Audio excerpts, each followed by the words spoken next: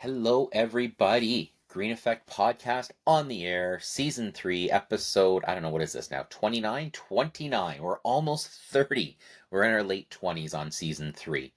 All right, so lots and lots of great material, great material coming out for our kind of messed up market right now. So let's start with, where do we start? There's so much stuff. So let's talk about the federal government having their meetings in beautiful PEI on our dime, right? So, listen, I'm not naive to think that, they're staying in, the Comfort Inn, choice hotels, having their meetings at the local hotel, or I don't know where they're doing their stuff, but I know they got to have security because, I'm pretty sure Trudeau ain't on the top of everyone's popularity list, regardless. Um, some things that came out of the meeting and probably more illustrative of the fact that they don't really know what they're doing either. So, where do I start with the material out of these meetings? So, first things first, let's talk about Disney Plus lady Christia Freeland, however you pronounce her first name. It doesn't really matter what she said. Dude, she got a speeding ticket in Alberta, which I love. This is where it's gone. All right. We are asking the finance minister at like a housing summit of all the new cabinet around housing about her speeding ticket. And it's awesome because she's always talking about the fuel and all that stuff. Well, maybe you're to blame, Disney Plus lady, that you're using up too much fuel. And I bet you that cost you a little bit of money, didn't it? Right?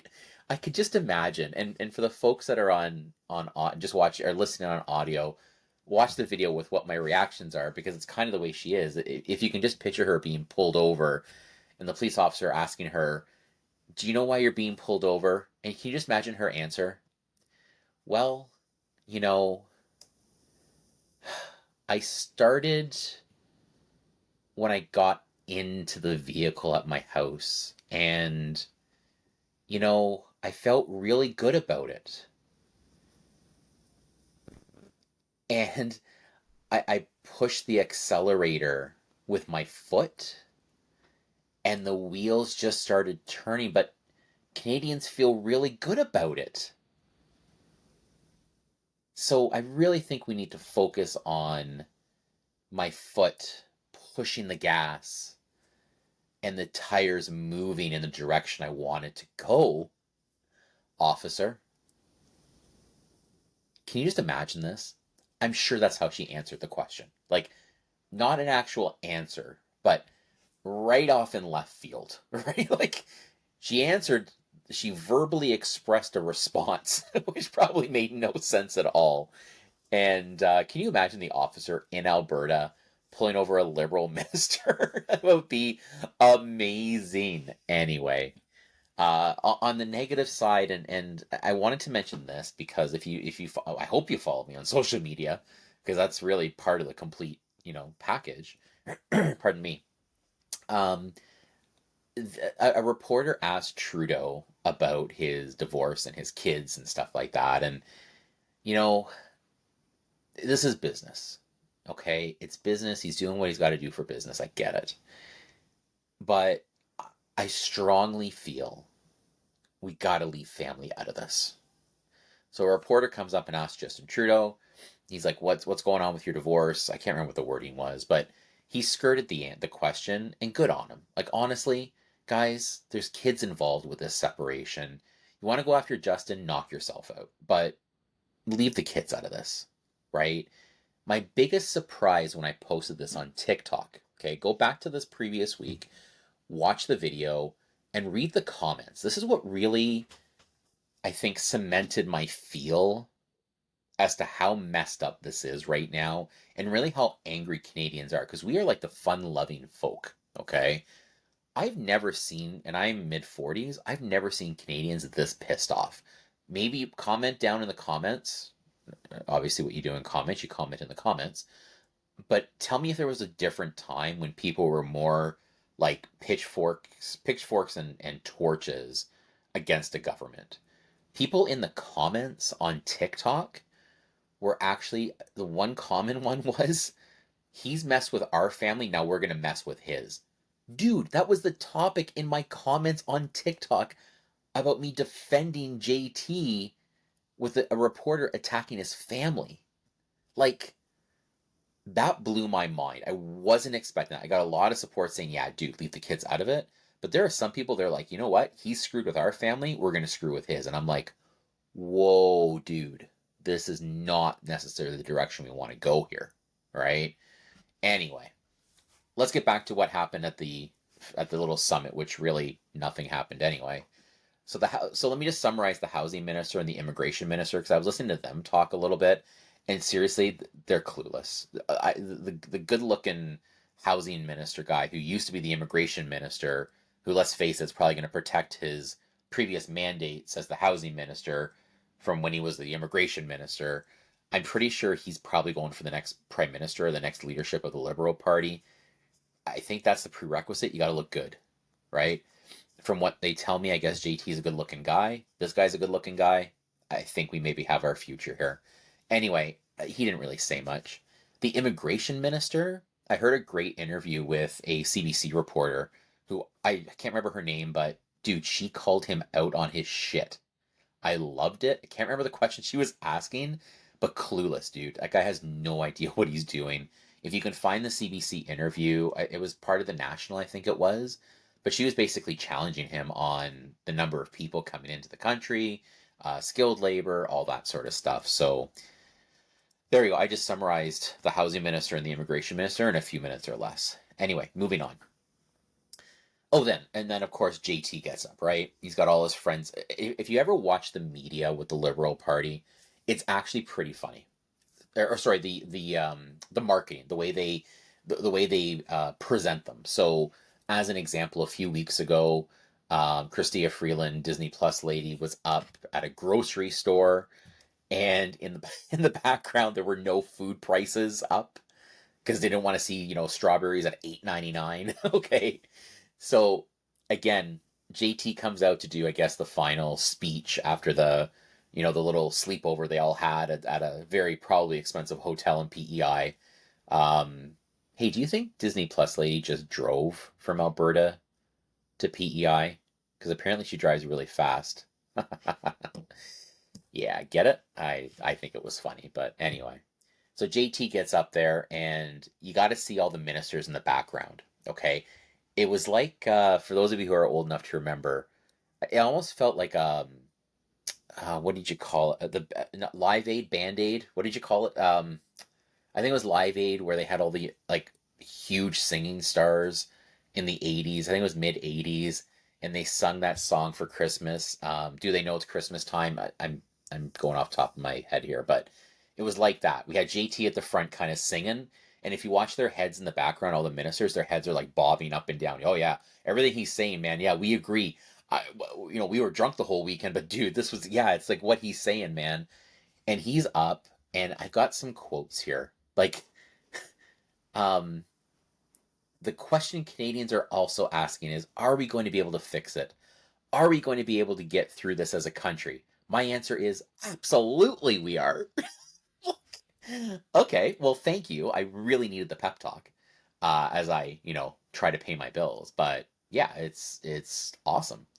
Um, I think another quote. I think Canadians are really worried and looking at blaming anyone they can for it, and that's the totally natural, and that's totally natural and totally right. What is it, Captain Obvious? Like, so, and then he went on to kind of blame Pierre Poilievre, who, listen, a lot of people are saying Pierre Poilievre is fueling the fire, but dude, he's got a lot of wood and gas to light the damn fire. Let's remember that, okay? There's a lot of shit he can use to increase his platform. It's not like he doesn't have a lot of material. Like, and I think he's resonating with people. And listen, I'm not here to give a freaking PC commercial. I'm not looking for that. I'm just calling it as it is. Okay, I'm calling it as it is.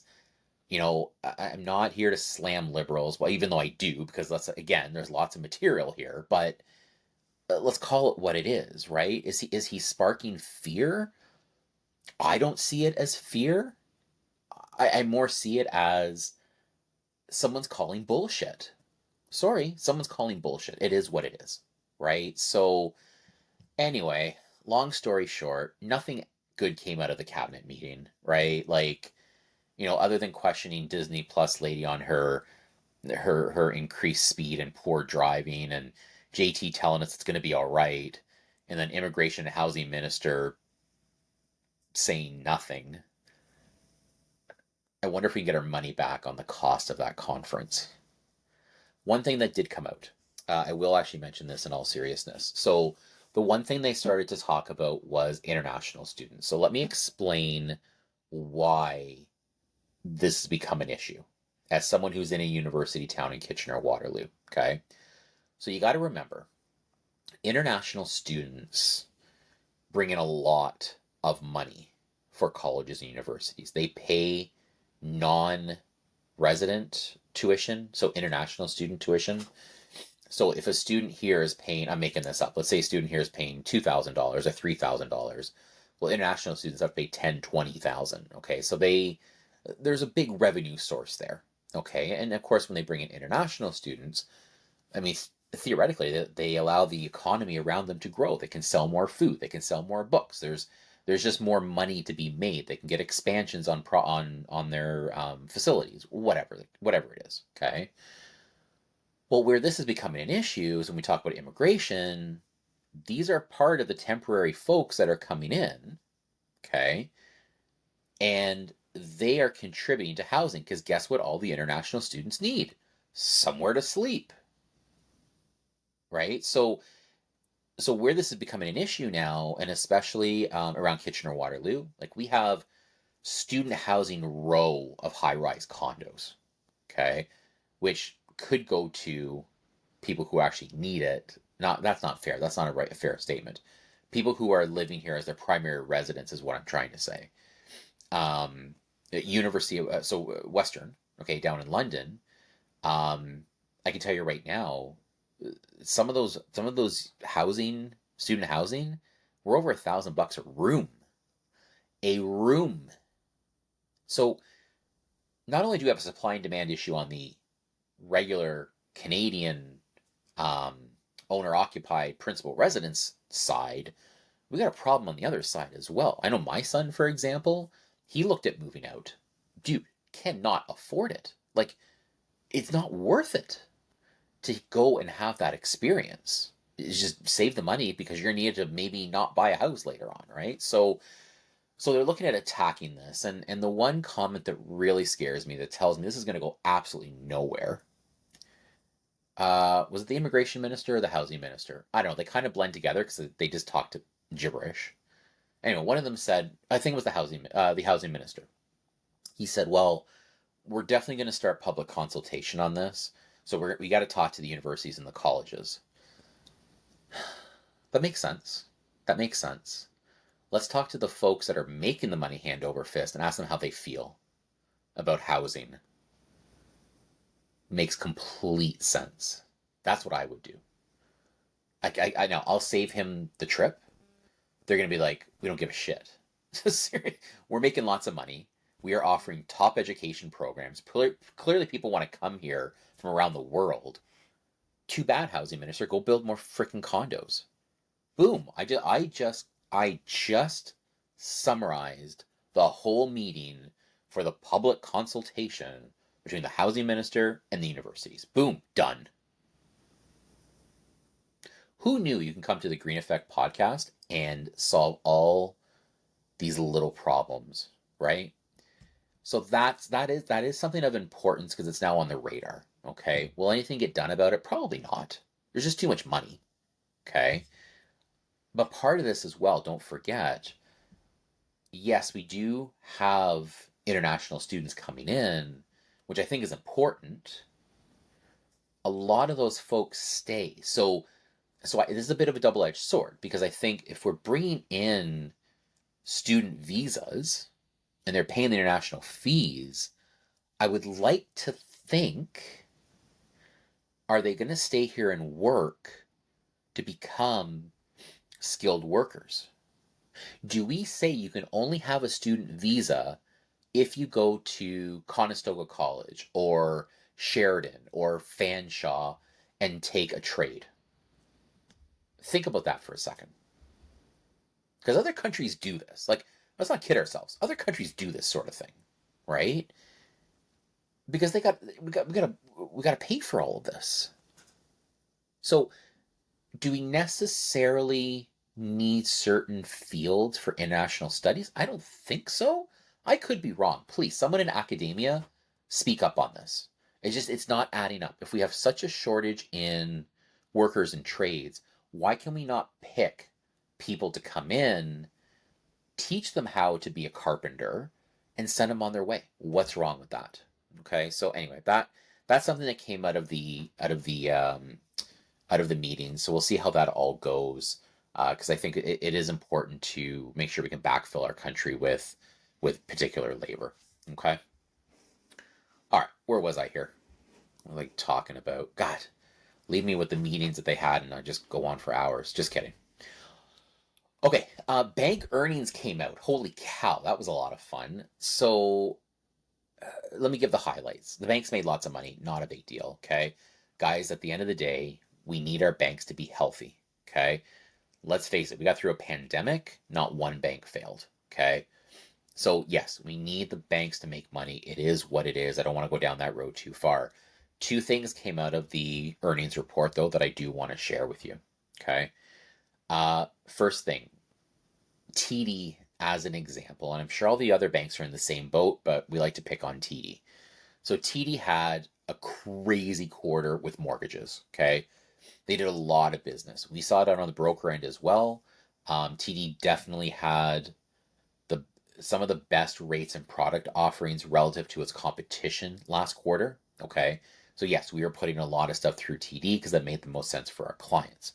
Great growth. However, there's one thing that came out of the report that's a little bit concerning. Okay, and we'll see how this plays out, because I think it's going to get probably better as more people lock in. I think it's up to 23% of their mortgage book is past a 35-year amortization. That's a lot. Think about that for a sec.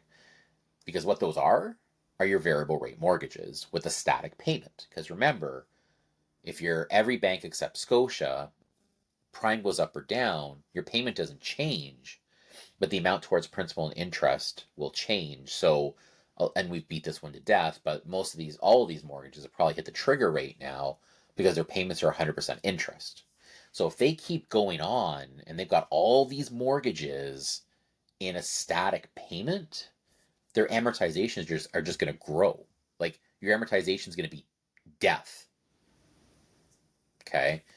So with that many mortgages over 35 years, that's a lot. I know OSFI is somewhere high above. Oh, we heard that. Okay. However, as people go to sell and buy, those few people right now, they're selling and buying, or as people get more panicky or rates go up or whatever, we will see some of those mortgages lock in to fixed rates or renewals or whatever. However, it's gonna be slow, and let me explain why. I see this with my clients all the time. They have these static payments. They don't want to flip to a renewal because all of a sudden their payment's going to spike, because right now their payment's interest only. So I have investors, for example, they're like, we don't touch that mortgage because the payment's going to spike up even if I flip it into a new variable. So those people are holding on to dear life with these static mortgage payments because they're lower.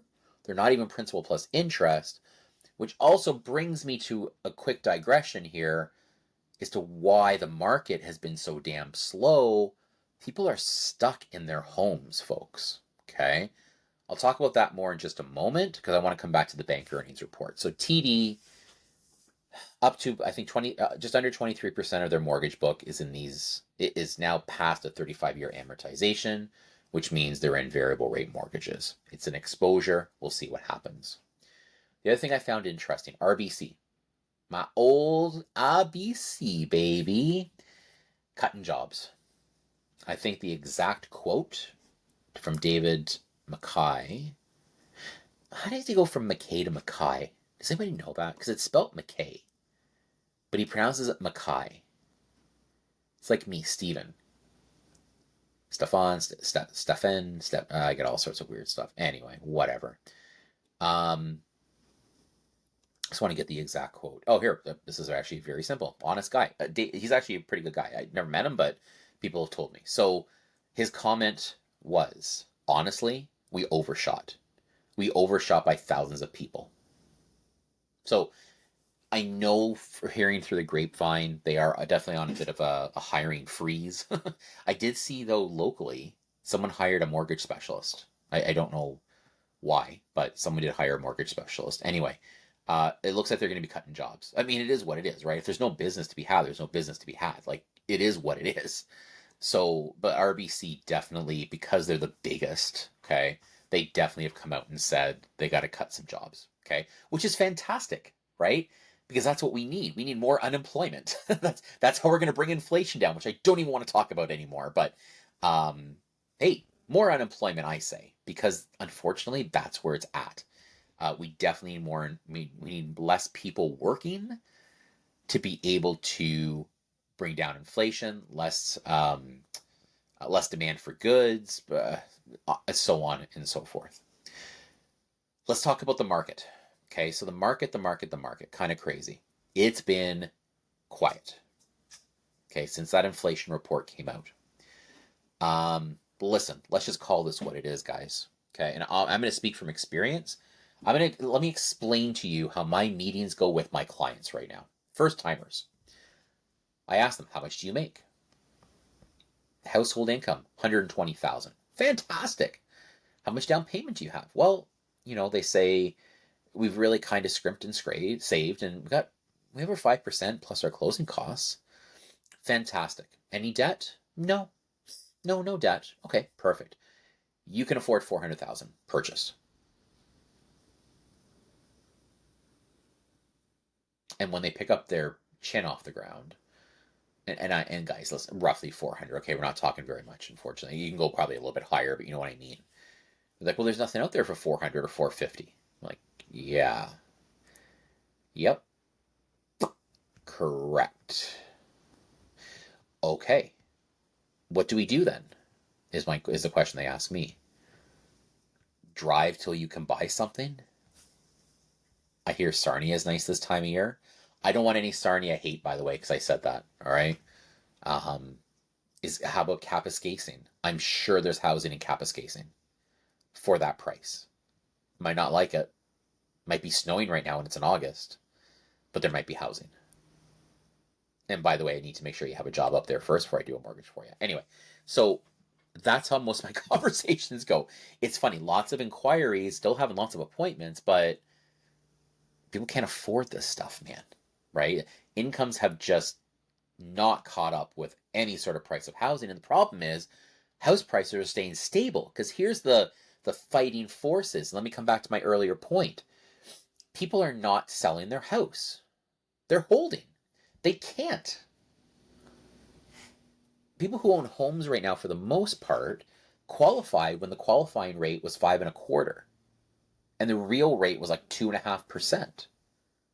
Got news for you. Those people probably can't qualify at 9. Because if rates are 7 and change, we got to qualify them at 9 and change. Guess what? They're not moving. They're going to be like, screw it. I'll go to Home Depot, spend a weekend painting, cleaning this up. Boom, I'm happy. It's like I got a whole brand new house. Like changing the case on your cell phone. Oh, boom, new phone. Okay? People can't sell. We have to remember this. People cannot sell. So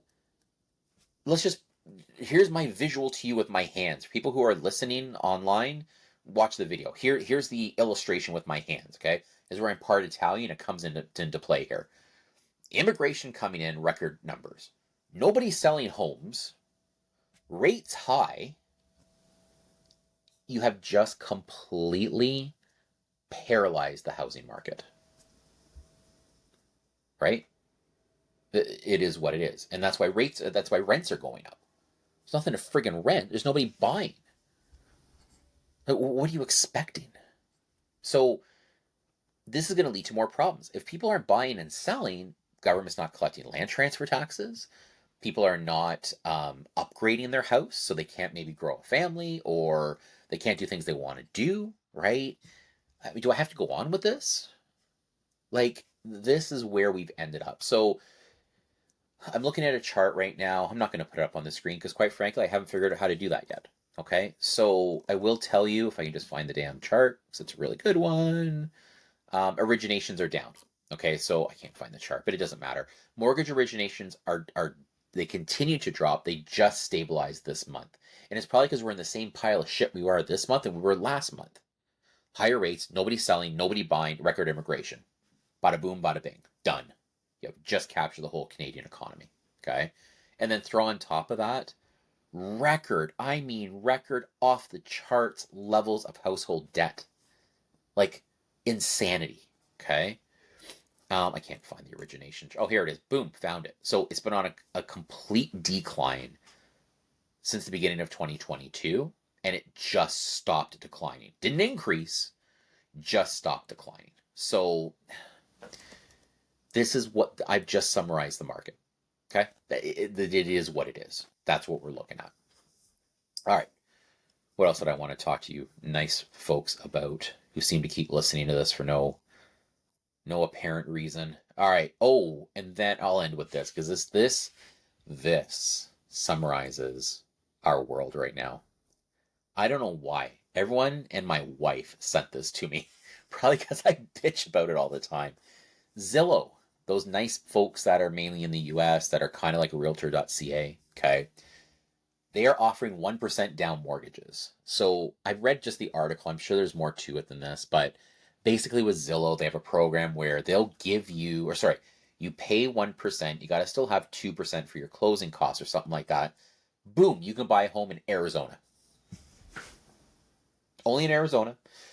Pardon me, they're testing this out, but 1% down plus your 2% closing costs, you too can be a homeowner in the United States of America in Arizona. Let's see if this catches fire, or if this is, for those of you who remember this, the BMO 2.99 special. Remember that? Everyone was like at 4%, and BMO came out with a 2.99% special, and everyone, including the government's like, what the fuck are you doing? Who knew? But this is what we could start to see, just to spur some short-term volume. So we'll see what happens. I go 3% down. Damn right, here's my 3%, man. Let's try it. See what happens. Anyway. Oh my god, okay, it's almost been half an hour. So standard disclosure on a couple of things here. Like me, love me, follow me, 5-star review, blah, blah, blah, blah, blah. Definitely want to see that from me because it's super important. And other than that, my friends, I hope you're enjoying the video. If not, don't watch. Listen to the podcast. Whatever fits your fancy. Take care, stay fit, have fun.